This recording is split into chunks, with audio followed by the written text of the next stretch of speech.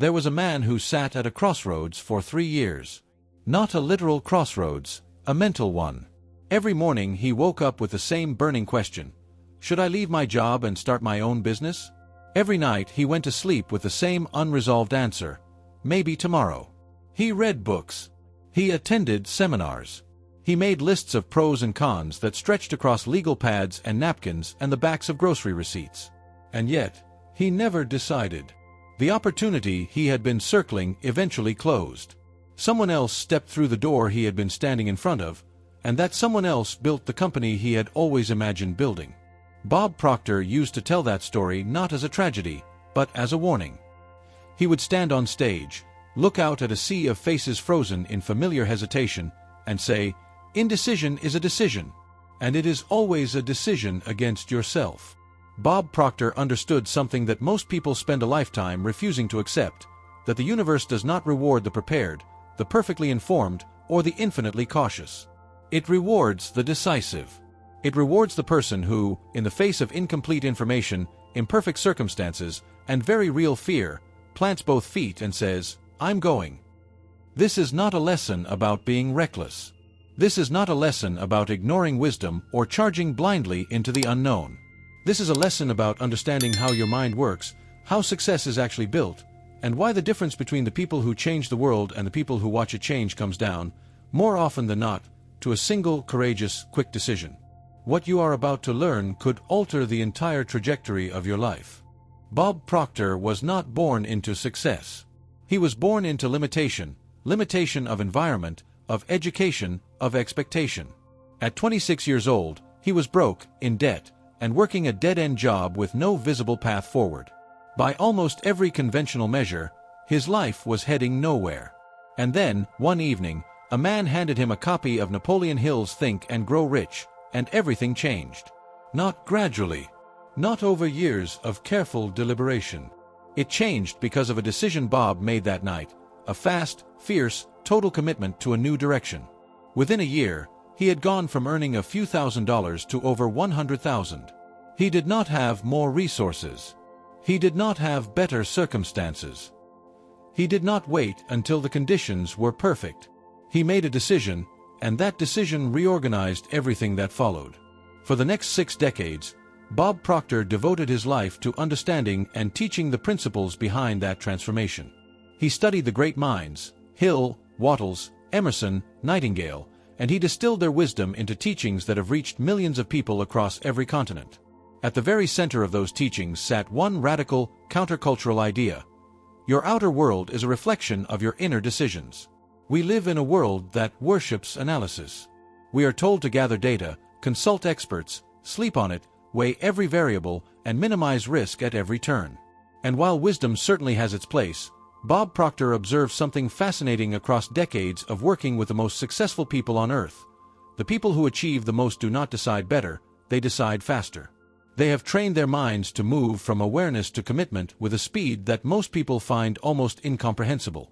This video will walk you through 7 foundational principles that explain exactly how and why quick decisions create the conditions for extraordinary success. Each principle is drawn from Bob Proctor's body of work, from his lectures, his books, his private coaching sessions, and the lived laboratory of his own magnificent life.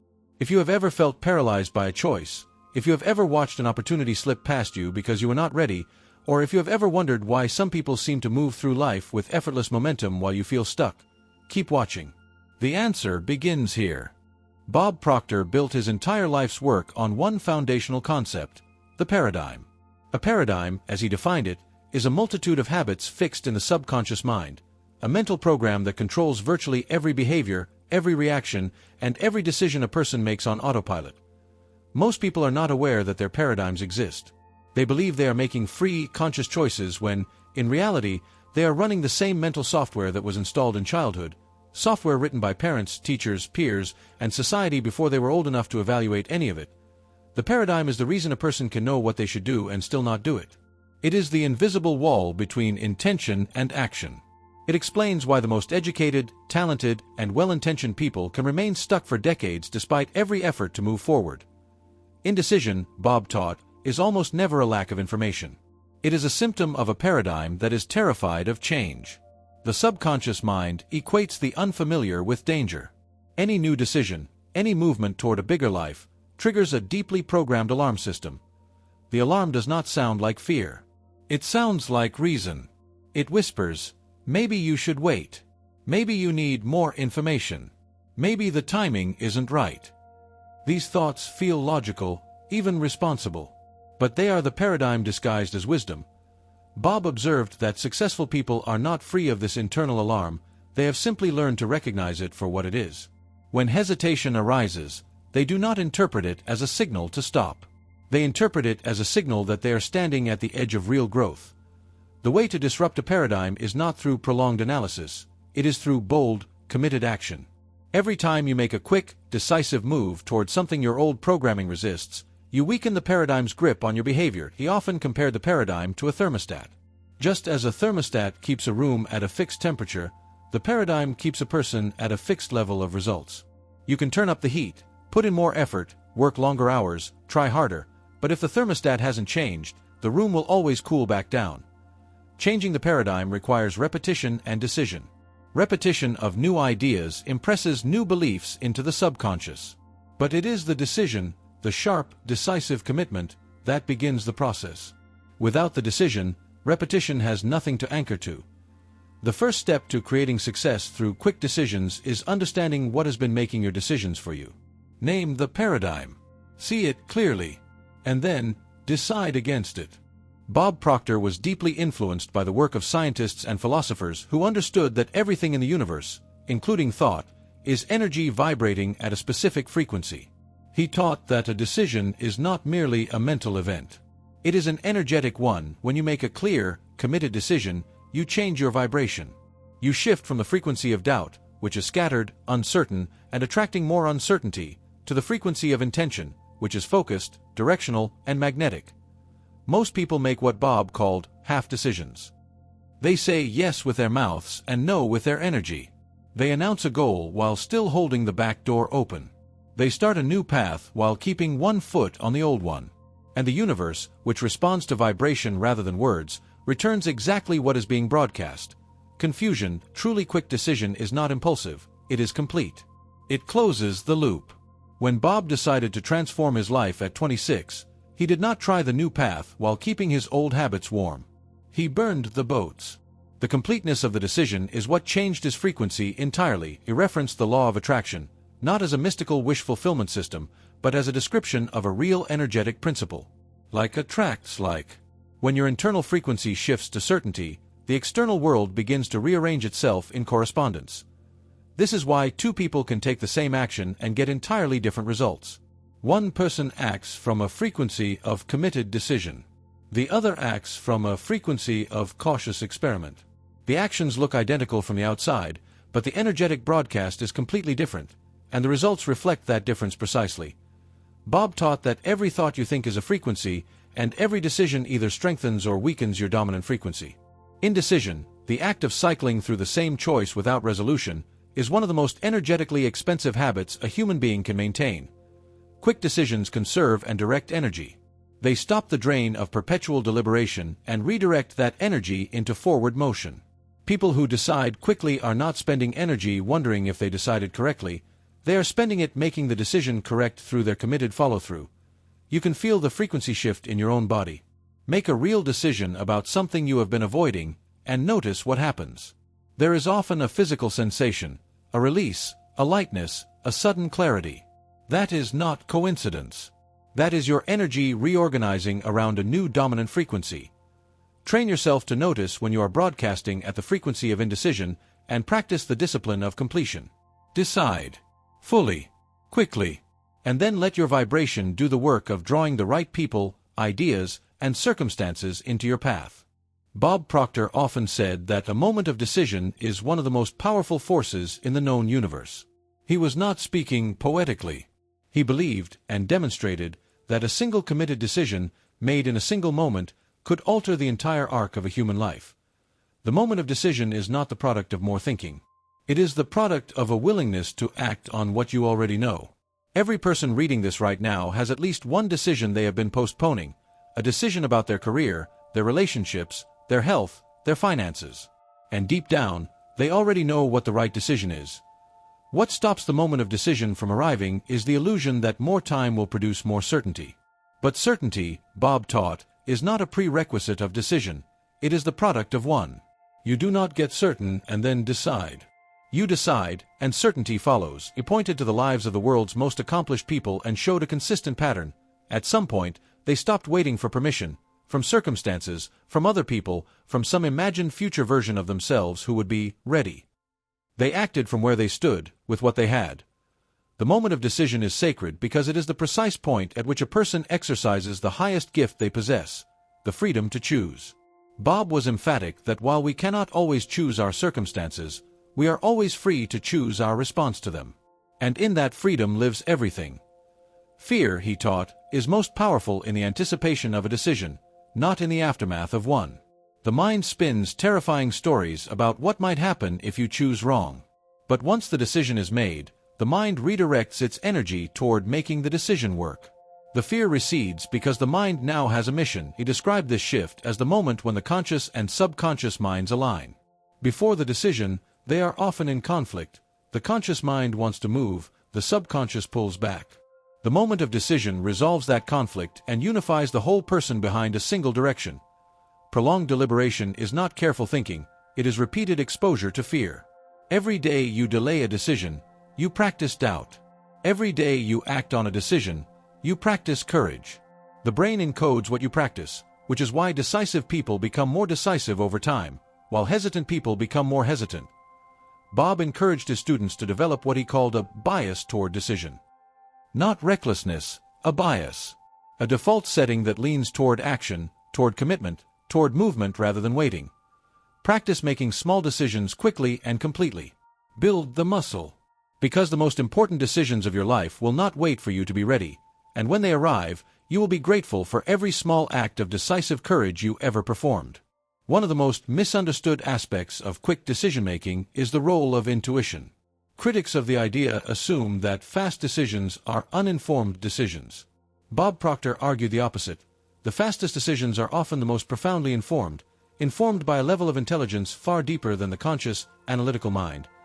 Bob drew a sharp distinction between the conscious mind and what he called higher faculties: intuition, imagination, will, memory, reason, and perception. These faculties, he taught, are the tools of the highest form of human thinking. And intuition, in particular, is the faculty that receives information from a source beyond the five senses. Most people have had the experience of knowing something without knowing how they know it. A sudden clarity about a person, a place, a choice, information that arrives fully formed, without apparent source. This, Bob taught, is not mysticism. This is the higher faculty of intuition operating as it was designed to operate. Successful people, he observed, have learned to trust this signal. They have developed a sensitivity to the quiet inner voice that speaks before the loud voice of logic drowns it out. And they have trained themselves to act on that voice quickly, before the analytical mind organizes a case against it. The analytical mind is a magnificent tool, but it is a tool designed to work within the boundaries of what is already known. Intuition operates beyond those boundaries. It accesses possibilities that logic cannot yet see, which is why intuition so often points toward opportunities that, by every conventional measure, don't make sense. Bob told his students that every great decision he ever made had an element of intuitive knowing at its core. The data may have supported it later, but the knowing came first. He acted from that knowing quickly, before the second-guessing mind could dismantle what the intuitive mind had clearly seen. Developing intuition requires silence and stillness.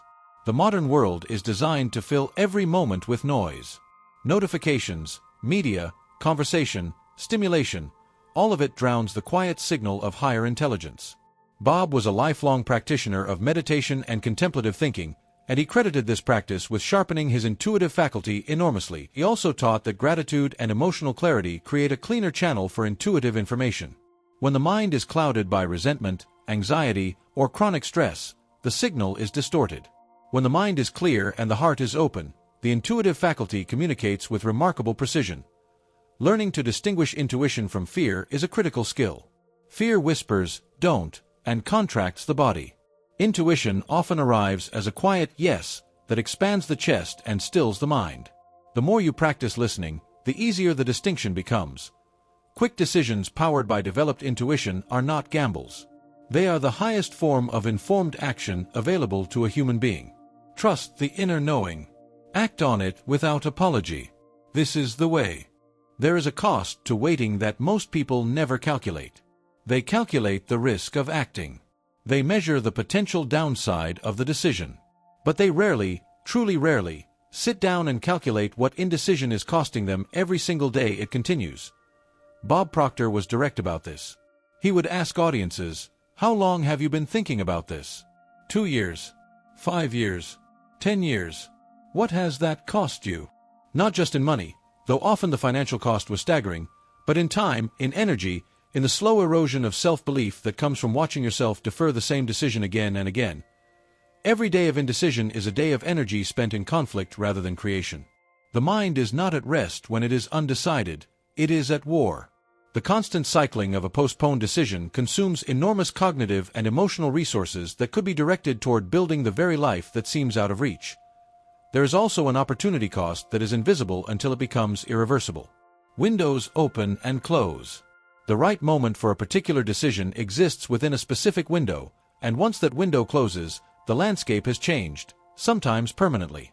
The person who waits for perfect conditions often finds that the conditions have changed, but not in the direction they were hoping.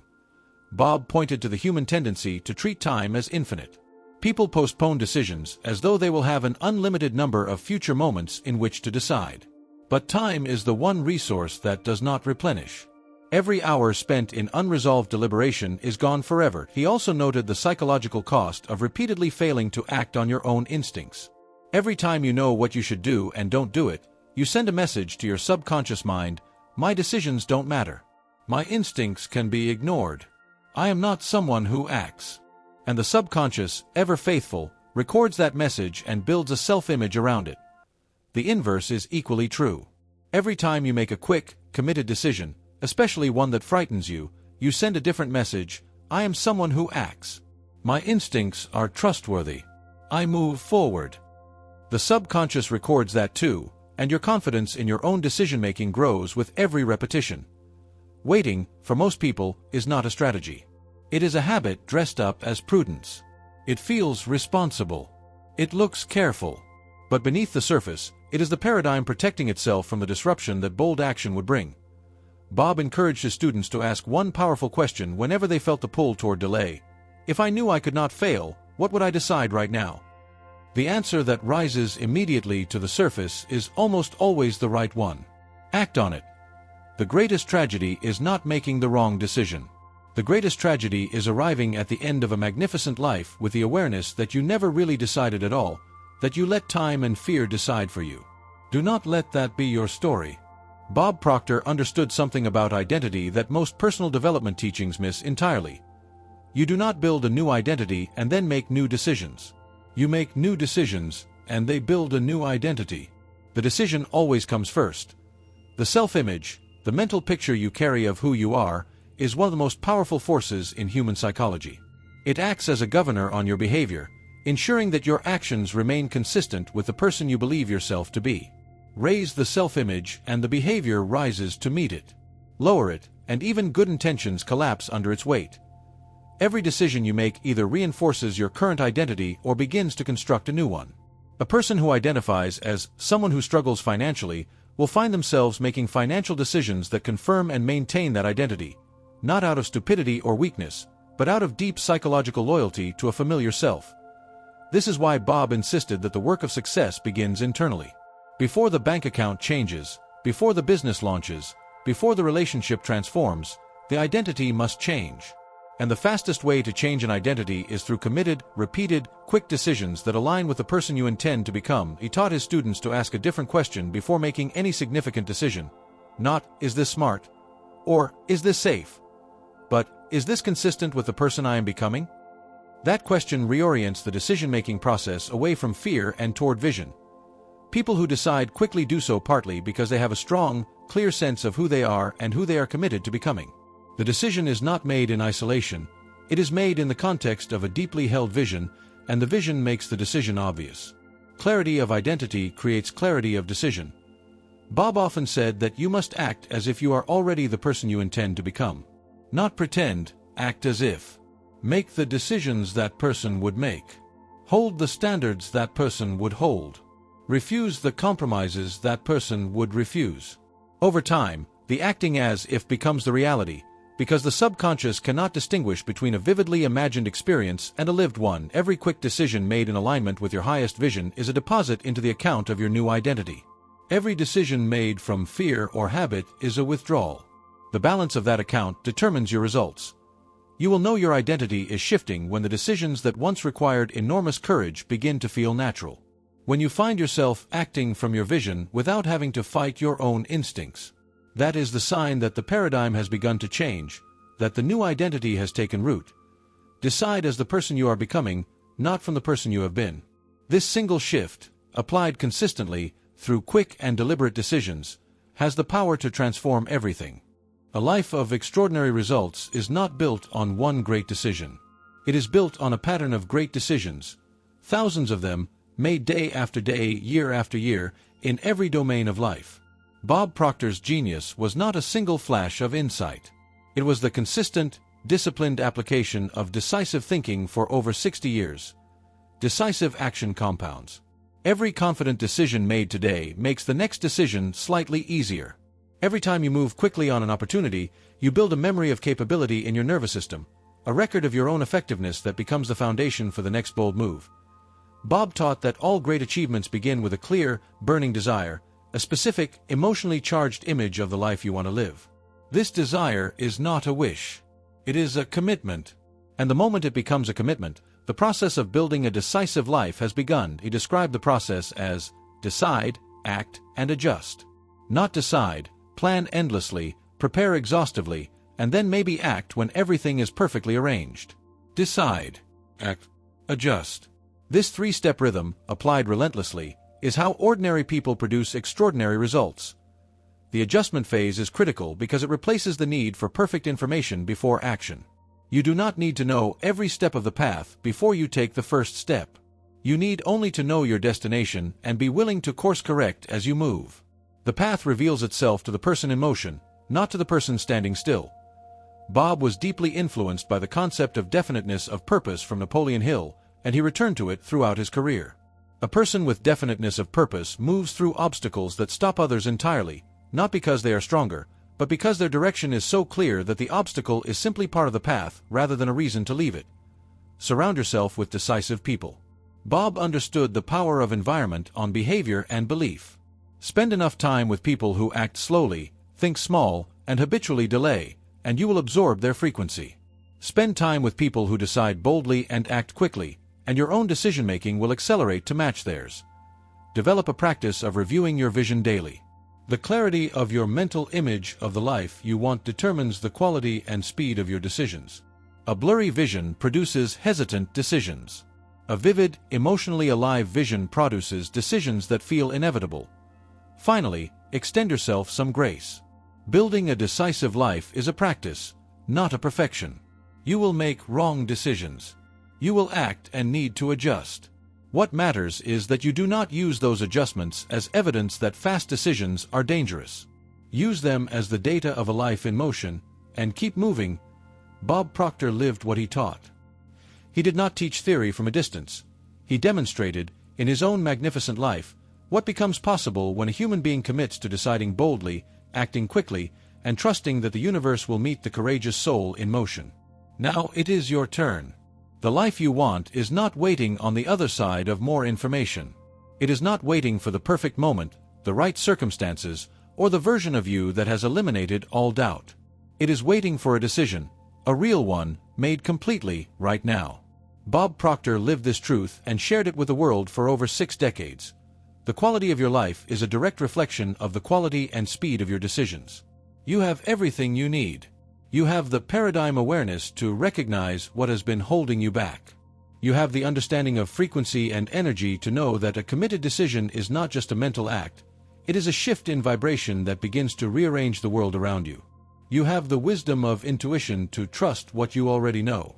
You have the knowledge of identity to begin acting as the person you are becoming, starting today, in every small decision that presents itself between now and the moment you close this video. Bob Proctor's greatest gift was not the teachings themselves. It was the example of a man who decided to change his life in a single evening and then spent the rest of it proving that anyone could do the same. He believed in your potential with a ferocity that would have embarrassed many of you. He saw the greatness you are still learning to see in yourself. Honor that belief today. Make the decision you have been postponing. Take the step you have been circling. And know, as Bob knew, as all who have walked this path know, that the moment you decide, truly decide, the universe begins to conspire in your favor. Decide. Act. Become. The time is now.